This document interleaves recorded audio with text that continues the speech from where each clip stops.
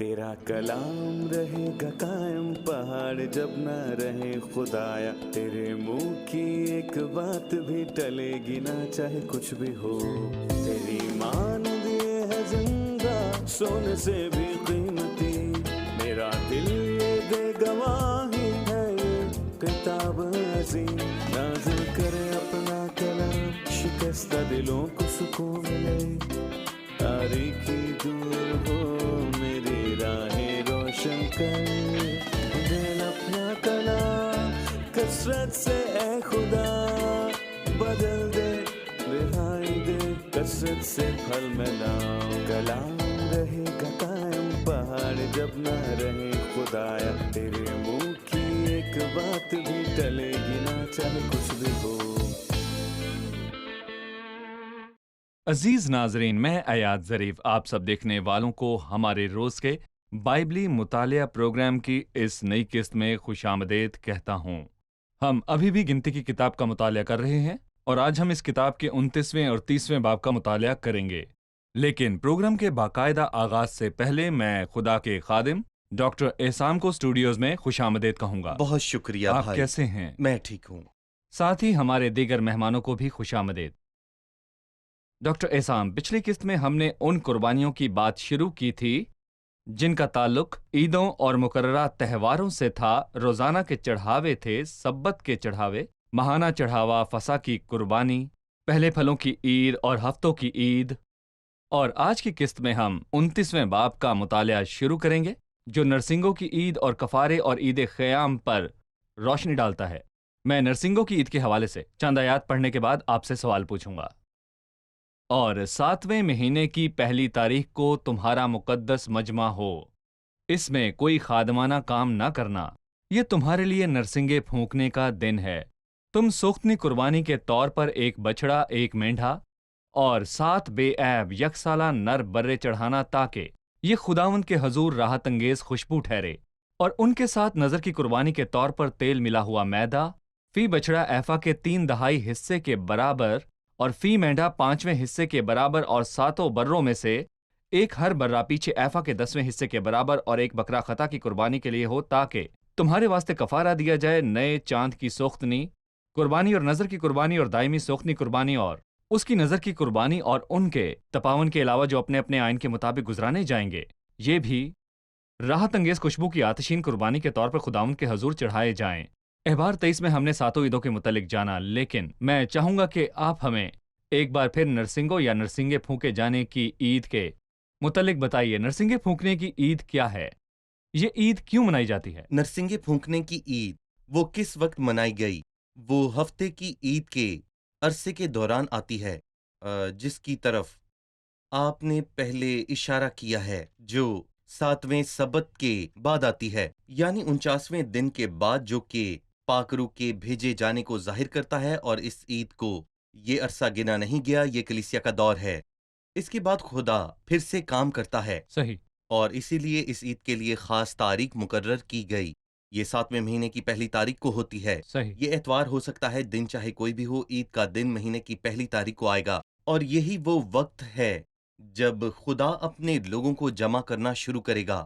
کیا کوئی ایسا وقت ہے جب خدا اپنے لوگوں کو پھر سے جمع کرے گا؟ نرسنگوں کا خاص کام لوگوں کو جمع کرنا ہے، اور میں یہاں پوچھنا چاہوں گا کہ کیا خدا اپنے لوگوں کو جمع کرے گا؟ کیونکہ فی الوقت اس کے لوگ بکھرے ہوئے ہیں۔ وہ کب تک بکھرے رہیں گے؟ جب تک مسیح انہیں جمع نہ کرے۔ وہ کب کرے گا؟ کلیسیا کے اٹھائے جانے کے بعد، جیسا ہم جانتے ہیں۔ اور ان 7 سالوں میں لوگ اور بکھر جائیں گے اور ان کے حالات اور برے ہو جائیں گے۔ یہ مصیبت کا دور ہے، پھر خداوند ظاہر ہوگا اور ایک بار پھر اپنے لوگوں کو جمع کرے گا، اور اس جمع کیے جانے کی بنیاد صرف قربانی ہوگی، اور پھر باقی قربانیاں ہیں جو خدا کے قدیم لوگوں کے ساتھ کام کے متعلق ہمیں واضح طور پر بتاتی ہیں۔ احبار میں ہم نے اس پر غور کیا کہ نرسنگوں کی عید سے پہلے ہفتوں کی عید میں خداوند نے فصل کی کٹائی اس کے کناروں تک کرنے سے منع کیا تھا۔ بالکل گویا لوگ زمین کے چاروں کونوں تک بکھرے ہوں گے، لیکن ایک نرسنگا انہیں پھر سے جمع کرے گا تاکہ خداوند انہیں عید خیام کی برکتیں حاصل کرنے کے لیے پھر سے تیار کر سکے۔ 1000 سالہ بادشاہی کی برکتیں، کفارے کا دن، کیونکہ آیات 7 تا 11 ہمیں اس کے متعلق قربانیوں کے بارے میں بتاتی ہے۔ یقیناً ہر ایک عید کی تمام قربانیاں मसीह की बात करती हैं, लेकिन हम कफारे के दिन के बारे में जानना सही। चाहेंगे। कफारे का दिन क्या है? ये किसको पेश करता है? आप हमें इसके बारे में बताइए। और कफारे का दिन मनाया जाता था। ये ईदों में से एक ईद थी और हर 7वें महीने की 10वें दिन को आती थी। ये वो दिन है जब कफारा लोगों के लिए दिया जाता है और हारून को अपने और अपने घराने के लिए कफारा देना पड़ता था, क्योंकि वो इंसान है। वो अपने दोनों हाथ बकरे पर रखते थे और उसे सहरा में छोड़ देते थे, ये मानकर के खुदा उनके गुनाह ये याद नहीं अज़ाज़ील रखेगा। का इसे जुदाई का अज़ाज़ील बकरा कहलाता कहते है। हैं। बेशक ये अज़ाज़ील का बकरा है जो उनके गुनाहों को उनसे जुदा करके दूर ले जाता है। क्या खुदा उनके गुनाह माफ करेगा, जिसमें मसीह की मौत का गुनाह भी शामिल है, जो कि सबसे बड़ा गुनाह है? उसका खून हमारी और हमारी औलाद की गर्दन पर इसका हो। गुनाह हमारी औलाद की गर्दन पर हो। इस गुनाह का कोई कफारा मौजूद है? ये वो है जो कुछ कफारे के दिन हुआ। उन लोगों के जितने भी गुनाह थे माफ हो गए। कफारे का दिन वो बुनियाद है। जैसा मैंने पहले कहा, फिर खुदा सबको जमा करेगा महीने की पहली तारीख को, जहां से खुदा अपने लोगों को ईद ख़याम की तरफ ले जाएगा, जो 15वें दिन आती है। और मैं कहना चाहता हूं, क्योंकि ईदें खुशी की अलामत हैं, लेकिन कफारे के दिन शुरुआत में कहा गया था कि उसी महीने की 10वीं तारीख को तुम्हारा मुकद्दस मजमा हो और तुम अपनी अपनी जानों को दुख देना और किसी तरह का काम ना करना। ये वाहिद ईद थी जो दुख जी। और उदासी की अलामत थी। क्यों? और हम ज़िक्रिया में वाज़े तौर पर ये पढ़ते हैं कि वो कब इकरार ज़करिया 12 करेंगे। में। जी, ज़िक्रिया में।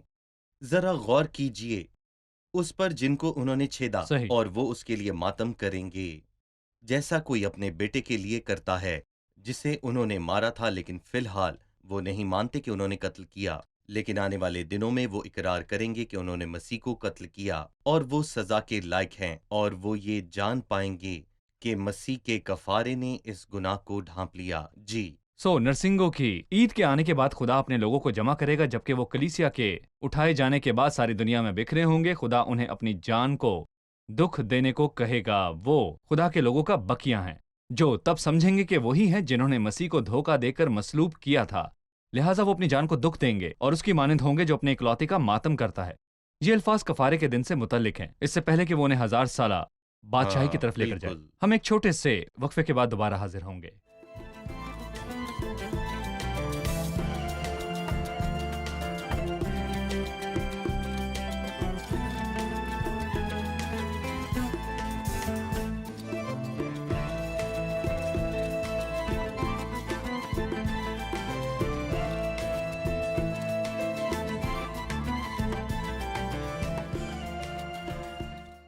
बारहवीं आयत एक और ईद से मुतल्लिक है। एक और मजमा, ये ईद कौन सी है? 12वीं आयत एक और बात बताती है कि तुम 7वें दिन तक खुदावंद के लिए ईद मनाना। सो कफारे का दिन एक था, जैसे सही। नरसिंगों की ईद थी। जहां जी। तक इस ईद की बात है, ये 7 7 दिन। दिन की ईद है, और सिर्फ 2 ईदें थी जो 7 दिन की थीं। सही। खमीरी रोटी की ईद। एहबार 23 से पता चलता है कि ये ईद ख़याम है, जब वो लोगों को जमा करता है। सही। और जब लोग जमा हो जाते हैं तो उन्हें खुश व खुर्मी के खैमे में 1000 साला बादशाहत के लिए अपने साथ ले जाता ये है। 7 ईदों में से आखिरी है। ये 7 ईदों में से आखिरी ईद है, इसलिए इसे बरकतों के वसीले मुमताज किया गया था। यहाँ तक कि इस ईद में गुजरानी जाने वाली कुर्बानियाँ उन कुर्बानियों से मुख्तलिफ हैं जो ईदों में गुजरानी जाती, और बहुत सी आतशी कुर्बानियाँ हैं जो खुशी और खुर्मी की इंतहा हैं। सही। ये वो ईद है जब खुदावंद अपने कदीम लोगों के साथ काम को अंजाम तक पहुंचाता है, अलामती तौर पर और तकसीम के लिहाज से यह 1000 साला बादशाही के अरसे को पेश करता है। उस दुनियावी नस्ल के मुतल्लिक तरतीब ये है कि वो बिखरे हुए हैं। जी। ईद में नरसिंगे की खुदावंद आवाज उन लोगों को कलीसिया के उठाए जाने के बाद जमा करेगा, फिर वो उस बकिया को तौबा की तरफ माइल करेगा। वो कफारे का दिन कफारे होगा। के दिन। उसके बाद वो उन्हें 1000 साला बादशाही की बरकतों में दाखिल करेगा। बिल्कुल। मसीह की बादशाही क्यों जरूरी है? जब मैं आज कहता हूं कि 1000 साला बादशाही, तो लोगों की अच्छी खासी तादाद ये सोचेगी कि इसका मतलब क्या है और यीशु के दुनिया में आकर बादशाही करने की खबर की बुनियाद क्या है। यहां तक कि इल्यूमिनेटेड ग्रुप के दरमियान भी दावा किया जाता है कि ये रूहानी बादशाह है। क्या आप इसे मानते हैं कि मसीह को आना है और हुक्मरानी करना है? मैं चंद वजूहात का जिक्र करूंगा। बाइबल इनसे भरी पड़ी है। सबसे पहले, बाइबल में 1000 साला बादशाही के बहुत से हवाले हैं, चाहे वो छोटे या बड़े नबियों की किताबें हों या फिर पूरी बाइबल हो। क्या कुछ ऐसा है जो उस हुक्मरानी का हवाला देता है? जी हाँ, जब भी बाइबल अदालत और लोगों के खिलाफ अदालत की बात करती है तो इसमें वो उसके मुतल्लिक बरकतों का भी जिक्र करती है, और ये वो है जो बाइबल बड़े वाज़े तौर पर कहती है। और यही मुकाशफा में लिखा है कि 1000 साला बादशाहत का दौर आएगा। بالکل لکھا ہے مسیح 1000 سالہ بادشاہت کرے گا، اور دوسری بات خدا نے انہیں برکت دینے کا وعدہ کیا۔ اس نے ابراہم سے برکت کا وعدہ کیا، اور ایسا ہی وعدہ اسحاق اور یعقوب سے کیا۔ خدا نے ان سے وعدہ کیا کہ وہ ان پر حکمرانی کرے گا۔ انہوں نے مسیح کا انتظار کیا۔ ہم اس پر غور کریں گے۔ موسیٰ سے اس کی گفتگو اور ابراہم کے وعدے میں فرق ہے، اور ہم ابراہیمی عہد اور موسوی عہد میں بڑا فرق ہے۔ موسوی عہد، ہم، خدا کا ابراہم سے وعدہ غیر مشروط تھا شریعت سے پہلے۔ جو شریعت سے پہلے کیا گیا۔ جی۔ خدا نے انہیں کہا کہ وہ انہیں کچھ کیے بنا برکت دے گا، اور نہ جانا کہ وہ خود کیا ہیں۔ کوئی بھی شرط نہ تھی۔ کوئی بھی شرط نہ تھی، لیکن خدا نے بنیادی طور پر ابراہم کو کیوں چنا؟ ابراہم ہی کیوں؟ یعقوب کیوں؟ اور خدا نے ابراہم کی نسل سے یعقوب ہی کو کیوں چنا تھا؟ اس نے یعقوب ہی کے قبیلوں کو کیوں چنا تھا؟ یہ وعدہ خدا کے حتمی اختیار اعلیٰ کی انتخاب کی بنیاد پر کیا گیا تھا۔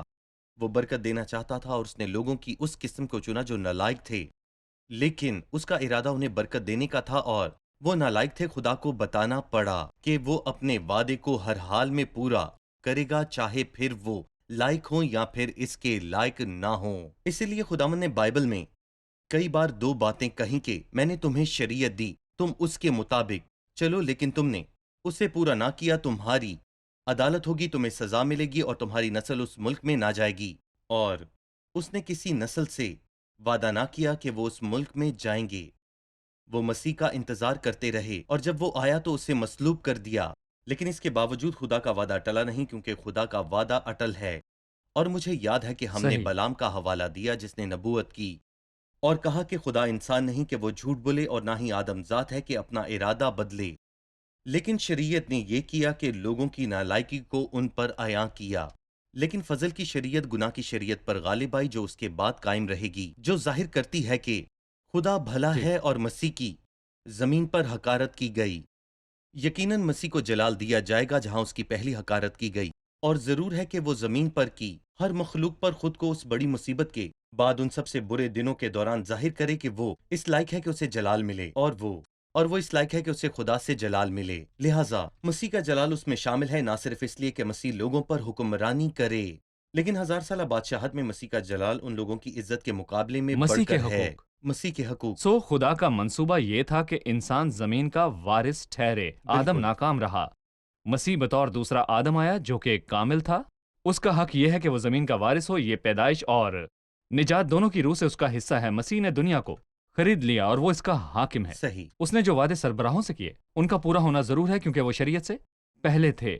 مسیح کے تعلق سے بہت سی پیشن گوئیاں اس کی پہلی آمد میں ہی حرف بہ حرف پوری ہوئیں۔ پطرس نے ان کے لیے کہا کہ مسیح کے دکھوں کی اور ان کے بعد جلال کی، کہ جی ہاں، جلال کی، صحیح، اسے تب تک حکمرانی کرنا ہے جب تک اس کے دشمن اس کے پاؤں کی چوکی نہ کر دیے جائیں، اور لوگ انتظار میں ہیں۔ بالکل، یہ بھی دیکھا گیا کہ عید خیام میں 7 دنوں کی قربانیوں میں بچڑوں کی تعداد دن بدن کم ہوتی جاتی ہے۔ پوچھنا یہ ہے کہ کیا اس میں ہمارے لیے کوئی سبق ہے؟ یقیناً یہ بات تو بہت اہم ہے کہ بائبل میں کوئی بھی لفظ، یہاں تک کہ ایک حرف بھی بے معنی نہیں، لیکن یہ بھی دیکھا گیا ہے کہ تعداد کی کمی کا تسلسل عید کے دنوں میں ہی نہیں ہے۔ اور یہ کون سی قربانیاں ہیں جن کی شروعات 13 بچڑوں سے ہوتی ہے، اور 13 کا حرف یہاں پہلی دفعہ آیا ہے؟ کیوں؟ کیا 1000 سالہ بادشاہت میں گناہوں کو ختم کیا جائے گا؟ گناہ پورے طور پر ختم نہ ہوگا، بلکہ اس کی یادگاری ہوگی۔ کچھ لوگ گناہ کریں گے اور کچھ لوگ مارے جائیں گے، برائی کا خاتمہ ہوگا۔ جی، دوسری بات، شیطان کو باندھا جائے گا، لیکن ان میں سے کچھ جو 1000 سالہ بادشاہی کے دوران پیدا ہوں گے باغی ہوں گے، بھلے ہی ان کی بغاوت جی واضح بالکل، نہیں۔ صحیح گناہ کہا۔ کی فطرت انسان میں پہلے ہی موجود ہے۔ سو یہ کچھ لوگوں میں واضح ہو جائے گا، کچھ لوگ مارے جائیں گے، اور باقی لوگوں کا گناہ ان میں چھپ کر ہی بیٹھا رہے گا، اور صحیح۔ پھر راست بازی شروع میں ثابت قدم ہوگی، جبکہ آخر میں برائی ثابت قدم ہو جائے گی۔ برائی زیادہ ہے۔ میں جانتا ہوں کہ کلام میں 14 بچڑوں کا ذکر نہیں، کیونکہ وہ تو دوہری کاملیت کا نشان ہوتا ہے، لیکن لکھا ہے کہ برائی کی بات قائم رہتی ہے، اور 1000 سالہ بادشاہت میں تعریف اور قدر کم ہوگی۔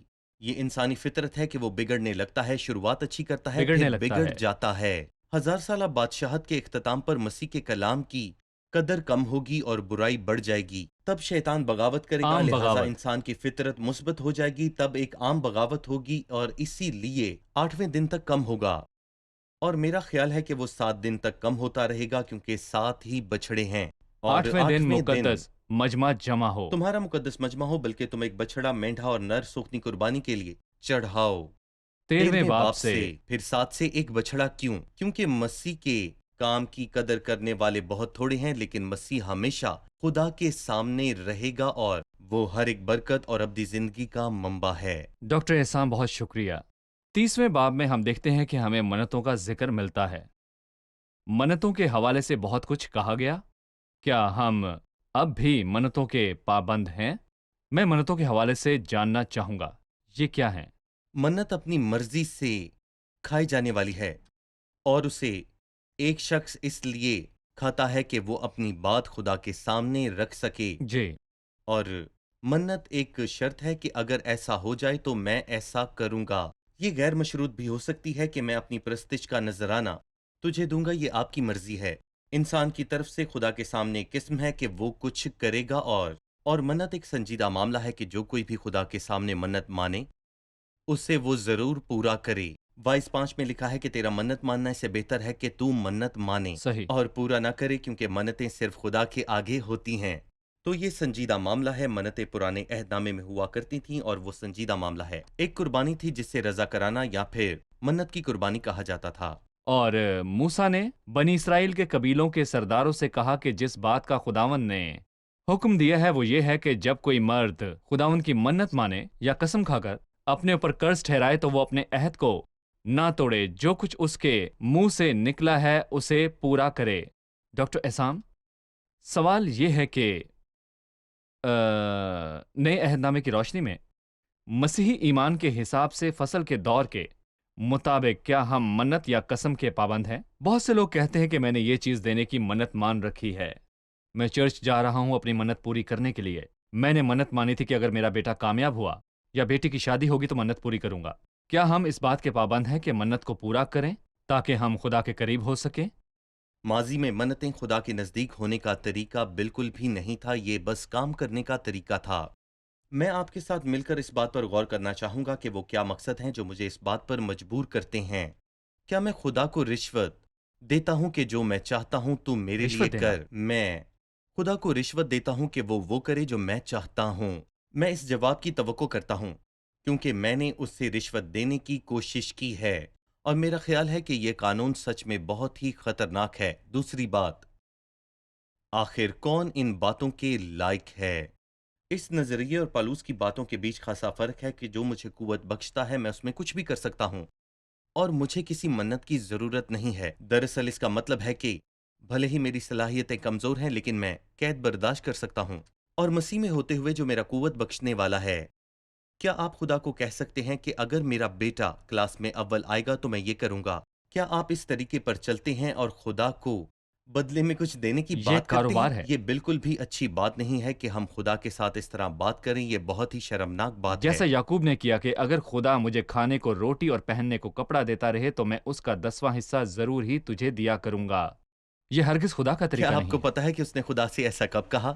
میں تجھے سب کچھ دوں گا، بدلے میں کچھ نہ لوں گا۔ اس نے خدا کے اس وعدوں شخص پر کو دیکھیں شک کہ کیا۔ وہ خدا کے ساتھ کس طرح پیش آیا تھا۔ صحیح، یہاں ہم ایک وقفہ لیں گے اور پھر دوبارہ حاضر ہوں گے۔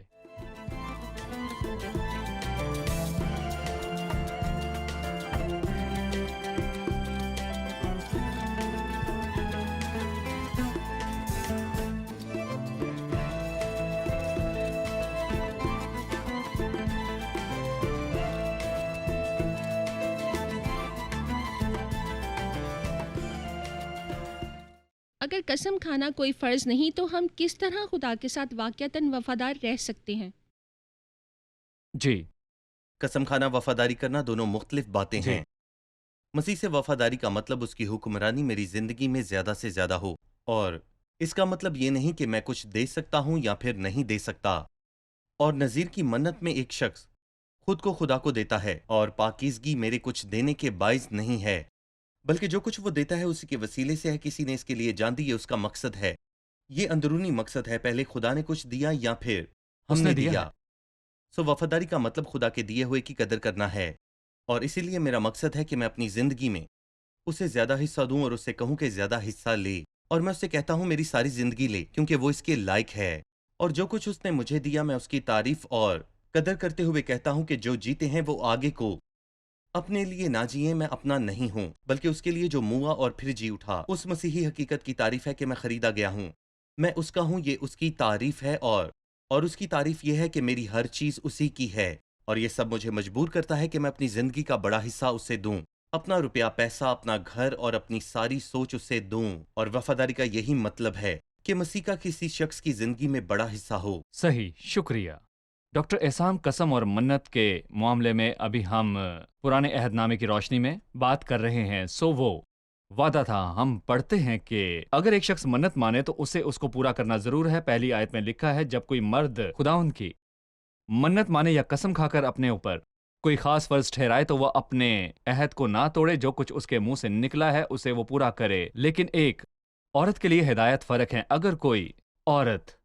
خداوند کی منت مانے اور اپنی نوجوانی کے دنوں میں اپنے باپ کے گھر ہوتے ہوئے اپنے اوپر کوئی فرض ٹھہرائے اور اس کا باپ اس کی منت اور اس کے فرض کا حال جو اس نے اپنے اوپر ٹھہرایا ہے سن کر چپ ہو رہے، وہ سب منتیں اور سب فرض جو اس عورت نے اپنے اوپر ٹھہرائے ہیں قائم رہیں گے۔ لیکن اگر اس کا باپ جس دن یہ سنے اسی دن اسے منع کرے تو اس کی کوئی منت یا کوئی فرض جو اس نے اپنے اوپر ٹھہرایا ہے قائم نہیں رہے گا، اور خداوند اس عورت کو معذور رکھے گا کیونکہ اس کے باپ نے اسے اجازت نہیں دی۔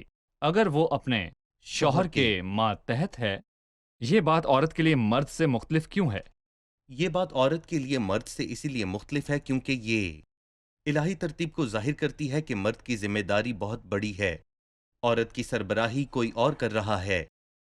اس کا سربراہ اس بات کے لیے ذمہ دار ہے کہ اس نے منت پوری کرنی چاہیے یا پھر اسے نہیں، ماننا پڑے وہ اس گا۔ کا ذمہ دار ہے، اس کا کام ہے کہ یہ اس حکم کو مانے۔ اس کی ایسی خواہشات ہو سکتی ہیں لیکن وہ ان کی مخالفت کر سکتا ہے، اور اس صورت میں یہ اس کی ذمہ داری ہے کہ اگر وہ منت کو پورا نہیں کرتی تو اس کا ذمہ دار وہ ٹھہرے گا۔ مثال کے طور پر 13ویں آیت میں لکھا ہے اس کی ہر منت کو اور اپنی جان کو دکھ دینے کی قسم کو اس کا شوہر چاہے تو قائم رکھے یا باطل ٹھہرا دے، اور اگر وہ کنواری ہے تو یہ اس کے باپ کا فیصلہ ہے کہ وہ اس منت کو پورا ہونے دے یا منع کر دے۔ لیکن یہ منت ایک ذمہ داری ہے اور فرض یہ ہے کہ اسے پورا کیا جائے۔ دراصل اس میں ایک تقسیمی نمونہ دکھائی دیتا ہے جو خروج کے 19ویں اور 20ویں باب میں ہے، جب وہ سب جو اسرائیل نے خداوند کہا نے کہ کہا جو خدا ہم نے کریں کہا گے، ہے وہ ہم کریں گے، پھر خدا نے شریعت دی۔ کیا کبھی کسی نے شریعت پر پورے طور پر عمل ہرگز کیا ہے؟ نہیں۔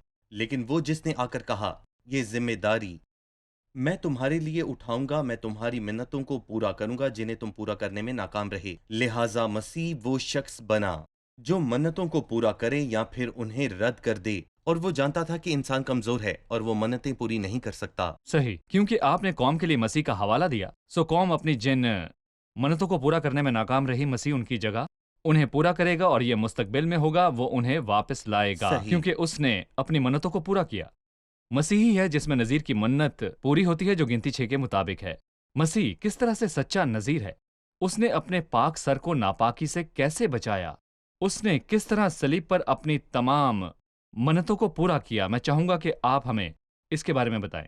اس نے کچھ بھی اپنی مرضی سے یا اپنے لیے نہ کیا، اس نے کچھ بھی ایسا نہ کیا، بلکہ اس نے جو کچھ کیا اس نے صرف خدا کے لیے خدا کے کیا، جلال جس کے کے لیے لیے۔ اس نے اپنی جان دی۔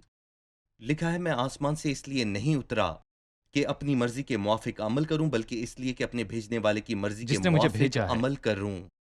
اور اس نے کہا کہ میری نہیں بلکہ تیری مرضی پوری ہو، اور اگر ایک نذیر پہچان خود کو خدا کو سونپ دیتا ہے تو میرا ایمان ہے کہ مسیح نذیر ہے جس نے بے مثال ہو کر خود کو خدا کو سونپ دیا، اور کہا کہ میں اس سے ڈرنے والوں کے روبرو اپنی نظریں ادا کروں گا۔ یہ زبور 22 میں لکھا ہے۔ جی۔ اس نے نبوت کے ذریعے اپنے لیے یہ کہا کہ وہ اپنے تمام لوگوں کی موجودگی میں اپنی ساری منتوں کو پورا کرے گا۔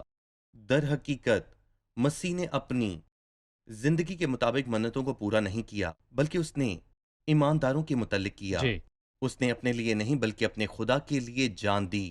یہ اس نے ہمارے لیے کیا، اور اسرائیل ناکام ہوا اور ہم بھی ساتھ ناکام ہوئے۔ اور اس نے خدا سے کہا کہ میں ان کے بدلے ادا کروں گا۔ کیا ادا کروں گا؟ ان کے قرض۔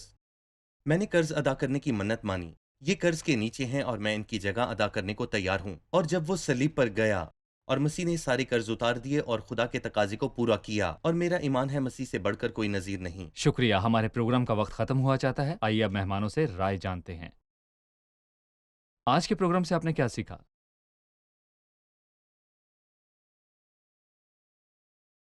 ہم نے دیکھا کہ کفارے کے دن ہارون کو اپنے اور اپنے گھرانے اور اپنے لوگوں کے لیے قربانی دینا ہوتی۔ وہاں 2 بکرے ہوتے، ایک کو ذبح کیا جاتا تاکہ اس کا خون لے کر پاک ترین مقام میں داخل ہوا جائے، دوسرے بکرے کو بیابان میں چھوڑ دیا جاتا۔ میں نے یہ جانا کہ خدا سے وفاداری، خدا جو دینے والا ہے ہمیں اس کی نعمتوں کی قدر کرنا ہے، تاکہ جو جیتے ہیں وہ اپنے لیے نہ جئیں بلکہ اس کے لیے جس نے انہیں رہائی دی اور خرید لیا۔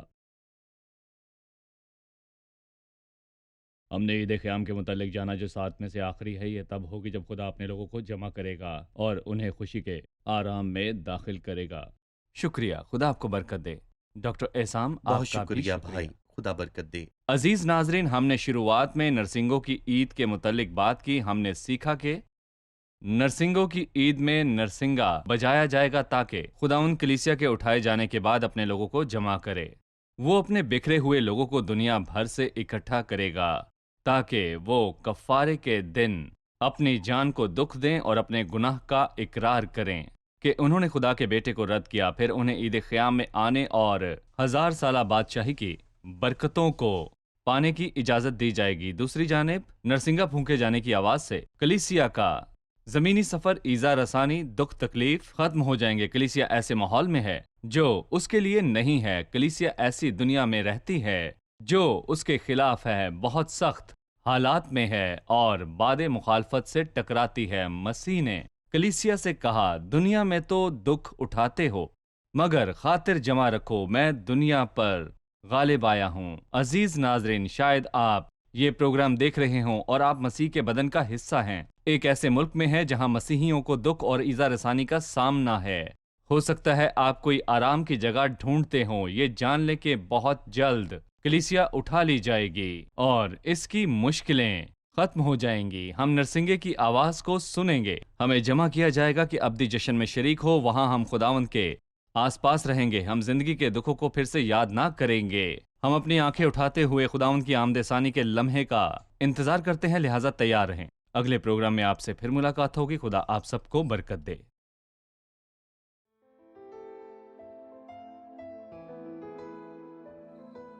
تیرا کلام رہے گا قائم، پہاڑ جب نہ رہے خدایا، تیرے منہ کی ایک بات بھی ٹلے گی نہ، چاہے کچھ بھی ہو۔ تیری مانند یہ ہے زندہ، سونے سے بھی قیمتی، میرا دل یہ دے گواہی ہے، یہ کتاب عظیم نازل کرے اپنا کلام، شکستہ دلوں کو سکون ملے، تاریکی دور ہو میری راہیں روشن کر، دل اپنا کلام کثرت سے اے خدا بدل دے، رہائی دے کثرت سے پھل ملاؤ۔ کلام رہے گا قائم، پہاڑ جب نہ رہے خدایا، تیرے منہ کی ایک بات بھی ٹلے گی نہ، چاہے کچھ بھی ہو۔